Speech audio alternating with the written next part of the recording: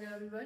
तो last video में मैंने आपको issue of share at par and at premium बताया था, और उसमें मैंने आपको सारी जो एंट्रीज बताई थी। तो वो एंट्रीज मोस्ट इंपॉर्टेंट है, उसके बिना हमारे नेक्स्ट क्वेश्चन नहीं हो सकते हैं। अब देखो, वो जो क्वेश्चंस मैंने आपको कराए थे उसमें question number 5 and question number जो 6 है, आप पहले उसको सॉल्व करना। देन उसको सॉल्व करने के बाद ही आप आगे क्वेश्चन ट्राई करना। क्वेश्चन नंबर 5 एंड 6 में ना एक चीज आएगी कि share issue expense, share issue expense हुए हैं, ठीक है। तो इनकी पेमेंट करनी है हमें। वो पेमेंट कैसे करनी है? Share issue expense account debit to bank account. पढ़ा था ना +1 में, ऑल एक्सपेंस आर डेबिट, ठीक है। तो उसके बाद इसकी एक और एंट्री होती है, इसको ना रिटर्न ऑफ करना होता है। रिटर्न ऑफ किसके साथ करना होता है? Statement profit and loss debit to share issue expense. Then अब कई बार हमें सिक्योरिटी प्रीमियम दिया होता है, तो ठीक है, तो हम यहाँ पे क्या लिख देते हैं? रिटर्न ऑफ किसके साथ कर देते हैं? फिर हम सिक्योरिटी प्रीमियम के साथ रिटर्न ऑफ कर देते हैं। इसमें से एक बहुत अच्छा एमसीक्यू बनता है। देखो, एमसीक्यू में ये चीज आ सकती है कि सिक्योरिटी प्रीमियम दिया हुआ है तो किसके साथ रिटर्न ऑफ करेंगे। अगर सिक्योरिटी प्रीमियम दिया हुआ है तो जो भी शेयर इशू एक्सपेंस होंगे वो सिक्योरिटी प्रीमियम के साथ रिटर्न ऑफ करेंगे। अदरवाइज किसके साथ करेंगे? स्टेटमेंट प्रॉफिट एंड लॉस के साथ, ठीक है। तो ये क्वेश्चन नंबर 5 और क्वेश्चन नंबर 6 जरूर ट्राई करना, और अगर आपको इसमें कोई भी प्रॉब्लम आ रही है तो आप मुझे कमेंट करके बताएं, क्योंकि ये क्वेश्चन नंबर 5 और क्वेश्चन नंबर 6 की मैं आपको वीडियो बनाकर अपलोड कर दूंगी, ठीक है। सो नेक्स्ट टॉपिक क्या है? Next topic is most important, कि जैसे कंपनी ने जो शेयर्स इशू करे हैं वो तो करे हैं 10,000। देन और जो पब्लिक ने सब्सक्राइब या पब्लिक ने अप्लाइड करे हैं 8,000।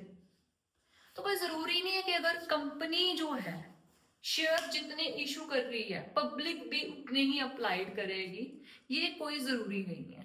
तो जब जब कंपनी शेयर्स तो ज्यादा इशू करती है लेकिन जो पब्लिक है वो अप्लाइड कम के लिए करती है, तो इसको हम बोलते हैं अंडर सब्सक्रिप्शन। और ये भी क्वेश्चन जो है आपके पास एमसीक्यू में आ सकता है, और लास्ट टाइम आया भी हुआ है कि कंपनी ने जो शेयर्स हैं वो तो ज्यादा इशू करे थे लेकिन जो पब्लिक ने अप्लाइड करे हैं वो कितने करे हैं? 8,000।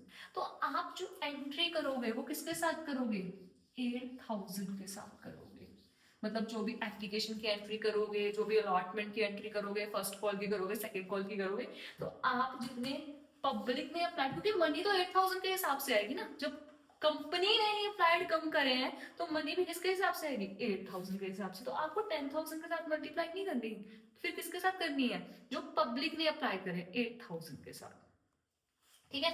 वैसे मैं आपको बता देती हूँ, वैसे आपको समझ में आ गया। जैसे bank account debit to share application means की जैसे 3 ऑन एप्लीकेशन है, 2 ऑन फर्स्ट कॉल है, sorry allotment 2 on, 3 on first call and 2 on second call. तो आपको जो मल्टीप्लाई करनी है वो 8,000 के साथ करनी है, ठीक है, क्योंकि पब्लिक ने अप्लाई क्या करें?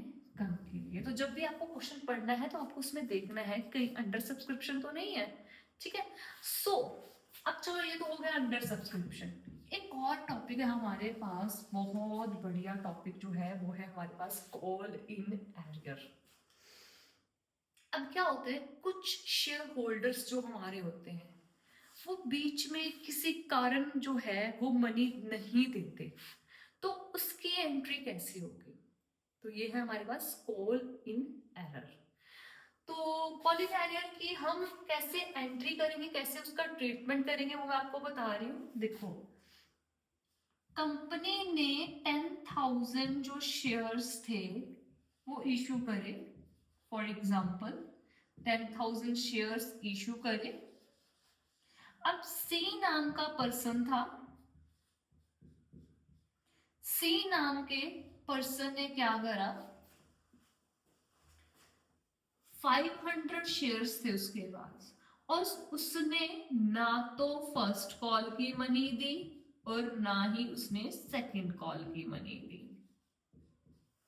जैसे अब देखो यहाँ पे 500 3 on application, 2 on first call, 3 on first sorry 3 on application, 2 on allotment, 3 on first call and 2 on second call. ठीक है, अब ये जो सी नाम का पर्सन है इसने 500 शेयर्स पर हमें ना तो फर्स्ट कॉल की मनी दी और ना ही हमें सेकंड कॉल की मनी दी, ये ध्यान से सुनो। ठीक है, तो अब इसमें तो कोई प्रॉब्लम नहीं है, एप्लीकेशन पे भी पूरी मनी आई है हमारे पास, अलॉटमेंट पर भी पूरी मनी आई है, तो एंट्री क्या हो जाएगी हमारे पास, bank account debit to share application.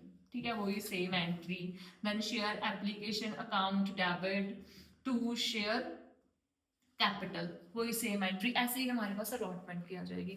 तो मैं आपको सिर्फ एरर की एंट्री बता रही हूँ कि एरर की एंट्री आपको कैसे करनी है, क्योंकि मेन तो यही है, ये तो मैं आपको बता चुकी हूँ। ठीक है, तो एरर की एंट्री आप कैसे करोगे, पहले तो ड्यू पूरे से करो, क्योंकि पैसे पूरे मांगने हैं हमने, क्योंकि बहुत बाद में पता लगेगा ना कि हाँ एरर हो गया बैंक में जाकर, लेकिन फिलहाल आप पूरे पैसे मांगो। Share first call account debit to share capital, कैसे एंट्री होगी कि हमारे 10,000 टोटल शेयर्स थे और फर्स्ट कॉल पे हमने मंगवाए 3 रुपीज, तो कितने आ जाएंगे हमारे पास 30,000 एंड 30,000। ठीक है, उसके बाद बैंक अकाउंट डेबिट, जो मेन एंट्री है, bank account debit to first call. First call पर कितनी मनी आनी चाहिए, फर्स्ट कॉल पर हमारे पास 30,000 आने चाहिए, कितने आने चाहिए 30,000। लेकिन अब ये जो सी नाम का बंदा है, सी नाम का बंदा है, इसने 500 शेयर्स पे 3 रुपीज नहीं दिए, मल्टीप्लाई 3 5 15, मतलब पूरे 1500 नहीं दिए, तो फिर इसने दिए कितने होंगे, अब 30,000 में से 1500 तो आए ही नहीं, तो 0 0, कैलकुलेशन बहुत ध्यान से करना, मैं आपको बार बार बोल रही हूँ, कैलकुलेशन की वजह से बहुत ज्यादा प्रॉब्लम आती है। कितने दिए 28,500, वो तो बैंक में आ गए, अब बैंक में आने तो 30,000 चाहिए थे, लेकिन आए कितने 28,500, तो बाकी का अमाउंट कहाँ चला गया, call in arrear account debit 1500। समझ में आया, तो ऐसे ही हम सेकंड कॉल की कर देंगे, अब यहाँ पे क्या लिख दोगे, सेकंड कॉल लिख दोगे। ठीक है, तो 2 से क्या कर दोगे मल्टीप्लाई, तो कितना हो जाएगा 20,000 एंड 20,000, तो कितना आना चाहिए हमारे पास सेकंड कॉल पे, सेकंड कॉल पे हमारे पास आना चाहिए 20,000। ठीक है, अब उस पे कितनी मनी नहीं आई, 500 पे सेकंड कॉल पे 2 5 10, मतलब 1,000 नहीं आया, तो आया कितना होगा फिर, यहाँ आया होगा 19,000, तो कॉलिंग एरियर में कितना आ जाएगा हमारे पास 1000।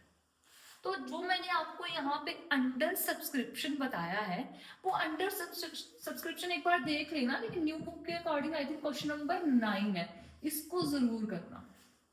और यहाँ पे कॉलिंग एरियर जो है हमारे पास क्वेश्चन नंबर है 15 का, आई थिंक ए पार्ट भी है और आई थिंक बी पार्ट भी है।